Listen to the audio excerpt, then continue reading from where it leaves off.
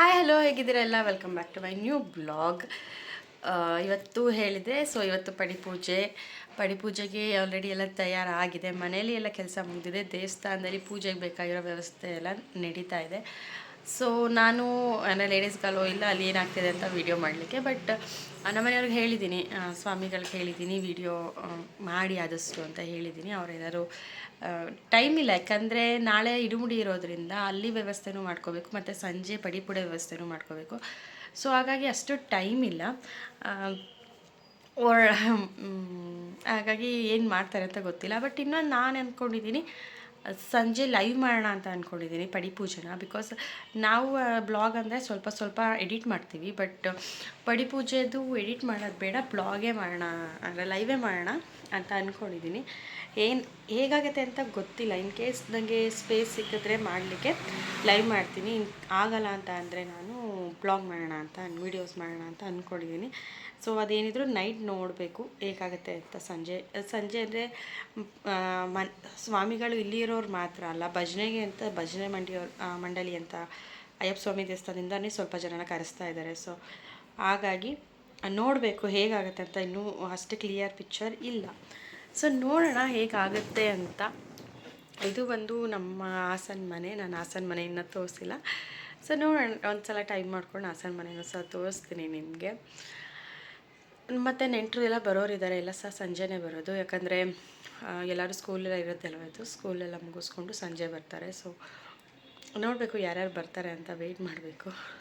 ಬಂದಾಗ in case ಆದರೆ ಎಲ್ಲರೂ ವಿಡಿಯೋ ತೋರಿಸ್ತೀನಿ ಎಲ್ಲರೂ ನಿಮಗೆ, ಓಕೆನಾ? ನೋಡೋಣ ಸಂಜೆ ಏನಾಗುತ್ತೆ ಅಂತ. ಇನ್ನೂ ರೆಡಿ ಆಗಬೇಕು, ಪಾಪು ಎಲ್ಲ ರೆಡಿ ಮಾಡಿಕೊಂಡು ನಾನು ಮತ್ತೆ ಈವ್ನಿಂಗ್ ನಾನು ಸ್ಯಾರಿ ಹಾಕ್ಕೊಂಡು ರೆಡಿ ಆಗಿದ್ದೀನಿ. ಅಪರೂಪಕ್ಕೆ ಸ್ಯಾರಿ ಹಾಕಿರೋದು ಗೋಲ್ಡ್. ಎಷ್ಟೇ ಜ್ಯುವೆಲ್ಸ್ ಇದ್ದು ಆರ್ಟಿಫಿಷಿಯಲ್ ಆದರೆ ನನಗೇನೋ ಒಂಥರ ಇಷ್ಟ. ಬಟ್ ಜಾಸ್ತಿ ಹಾಕಲ್ಲ, ಒಂದೇ ಒಂದು ಸರ ಹಾಕಿದ್ದೀನಿ. ಆ್ಯಂಡ್ ಸಿಂಪಲಾಗಿ ರೆಡಿ ಆಗಿದ್ದೀನಿ ಕೂಡ. ಹೇಗೆ ಕಾಣಿಸ್ತಾ ಇದ್ದೀನಿ ನೋಡಿ. ಬಾಣ್ತಂದ್ರೆ ದಪ್ಪ ಆಗಿಬಿಟ್ಟಿದ್ದೀನಿ. ಸ್ಯಾರಿಲಿ ಇನ್ನೂ ತುಂಬ ದಪ್ಪ ಕಾಣಿಸ್ತಾ ಇದ್ದೀನಿ. ದೇವಸ್ಥಾನಲ್ಲೇ ಪಕ್ಕದಲ್ಲಿರೋದು. ಬಂದೆ, ಪರಿಣಿತ್ಗೆ ನಾನು ಡ್ರೆಸ್ ಕೊಟ್ಟಿದ್ದೀನಿ. ಅವನಿಗೆ ಸೂಟು ಅಥವಾ ಬೇರೆ ಡ್ರೆಸ್ ಬೇಡವಂತೆ, ಅವ್ನು ಪಂಚೆನೇ ಹಾಕೋಬೇಕು ಅಂತ ಅವರಪ್ಪ ಸ್ವಾಮಿ ಹತ್ರ ಎಲ್ಲ ರೆಡಿ ಮಾಡಿಸ್ಕೊತಾ ಇದ್ದಾನೆ ಪಂಚೆ ಎಲ್ಲ. ಅವನಿಗೆ ಅದೇನೋ ದೇವಸ್ಥಾನ ಪೂಜೆ ಅಂದರೆ ಪಂಚೆ ಫಿಕ್ಸ್. ಅವನು ಅವ್ರದ್ದು ಶಲ್ಯದಲ್ಲಿ ಹಾಗೆ ರೆಡಿ ಆಗೋದು. ಇದೇ ದೇವಸ್ಥಾನ ನಮ್ಮ ಮನೆ ಪಕ್ಕದಲ್ಲೇ ಇರೋದು. ಎಲ್ಲರೂ ವೆಯ್ಟ್ ಮಾಡ್ತಿದ್ದಾರೆ. ಭಜನೆ ಮಂಡಳಿ ಅಂತ ಹೇಳಿದ್ನಲ್ಲ, ಅವ್ರು ಬರೋದಕ್ಕೋಸ್ಕರ ಎಲ್ಲ ವೆಯ್ಟ್ ಮಾಡ್ತಿದ್ದಾರೆ. ಅವ್ರಿಗೋಸ್ಕರ ಎಲ್ಲ ತಯಾರಿ ಆಗಿದೆ. ಹೂವಿನ ಅಲಂಕಾರ ಆಗಿರ್ಬೋದು, ಗರ್ಭಗುಡಿ ಅಲಂಕಾರ ಆಗಿರ್ಬೋದು, ಲೈಟಿಂಗ್ಸು, ಪ್ರಸಾದ ಎಲ್ಲ ರೆಡಿಯಾಗಿದೆ. ಏನಿದ್ರು ಭಜನೆ ಮಂಡಳಿ ಅವ್ರು ಬರೋದನ್ನು ವೆಯ್ಟ್ ಮಾಡ್ತಾಯಿದ್ದೀವಿ. ಅಲಂಕಾರ ನೋಡಿ ಎಷ್ಟು ಚೆನ್ನಾಗಿ ಮಾಡಿದ್ದಾರೆ ಅಂದರೆ, ನಾವು ಅಂದ್ಕೊಂಡಿರ್ಲಿಲ್ಲ ಇಷ್ಟು ಚೆನ್ನಾಗಿ ಅಲಂಕಾರ ಅಂದರೆ ಇಷ್ಟು ಚೆನ್ನಾಗಿ ಬರುತ್ತೆ ಅಂತ.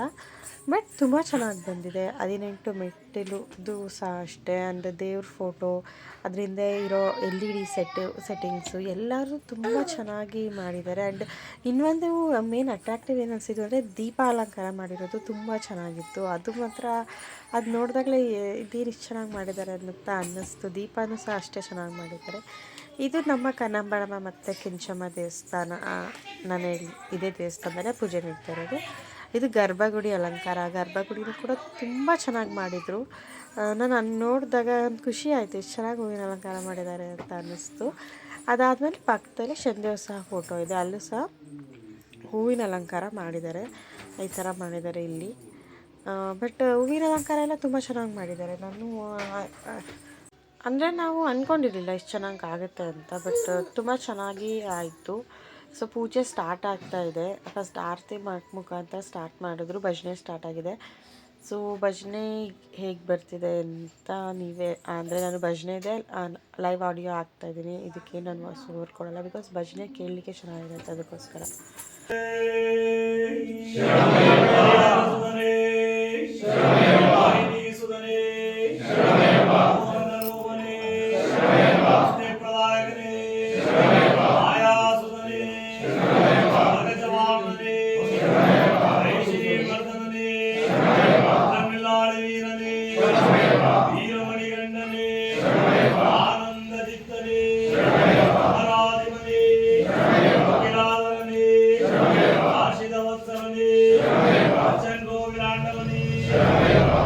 Amen. ಸ್ವಾಮಿ ಶಬರಿಗಿರಿ ವಾಸನೆ ಶತ್ರು ಸಂಹಾರ ಮೂರ್ತಿಯೇ ರಂಗುತ್ತಿಯಾಲೆ ಶಬರಿ ಪೀಠವೇ ನಮ್ಮಲ ವಾಸನೆ ಅಂಬಾ ವಾಸನೆ ಕಾರಣ ವಾಸನೆ ಸ್ವಾಮಿಯೇ ಸ್ವಾಮಿಯೇ ಓಂ ಶ್ರೀ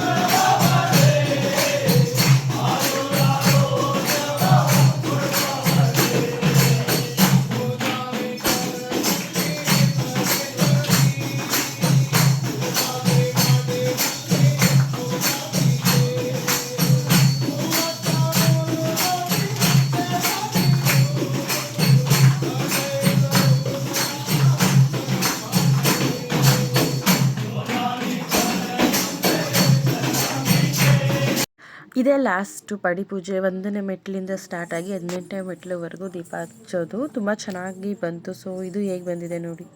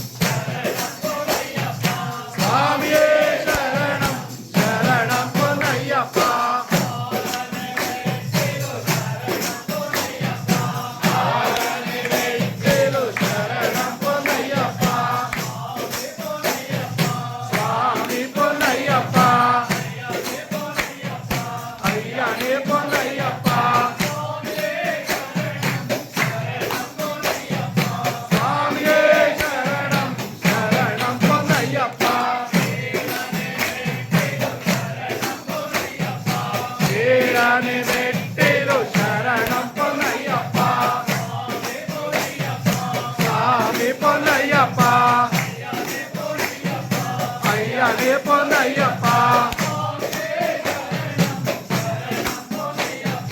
ಸ್ವಾಮಿಯೇ ಶರಣಂ ಶರಣಂ ಪೊನ್ನಯ್ಯಪ್ಪ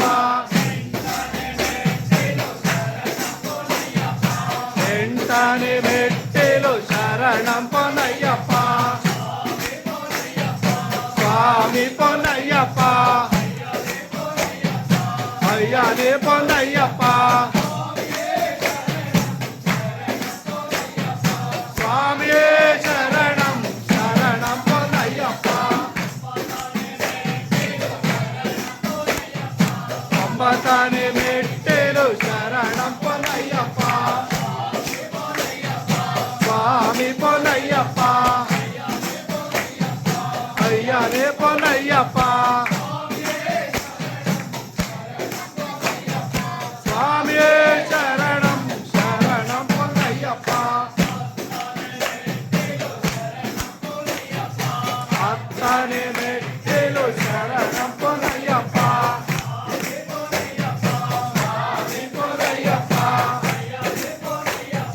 ಅಯ್ಯನೇ ಪೊನ್ನಯ್ಯಪ್ಪ ಸ್ವಾಮಿಯೇ ಶರಣಂ ಶರಣಂ ಪೊನ್ನಯ್ಯಪ್ಪ